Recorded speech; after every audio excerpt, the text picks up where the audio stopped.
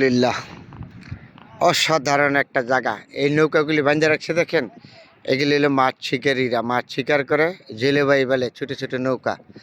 আর এই দিক দিয়ে দেখেন পরিবেশটা, এটা হলো যে কৃষকবাদের জমি পাত্তর বাড়িঘর, ওই দিক দিয়ে নৌকা বান্ধা। আর এই দিক দিয়ে বড় বড় ইট ফিট ফিট এগুলি বান্ধা। মানে এটা জায়গাটা হইলো আবারও বলি পদ্মা নদীর পার, মাওয়া ফেরিঘাট, সাবেক ফেরিঘাট। তাহলে আপনাদের সাথে এই ফেরিঘাট থেকে শেয়ার করলাম। সুন্দর পরিবেশ, মনোরম পরিবেশ না পদ্মার পার।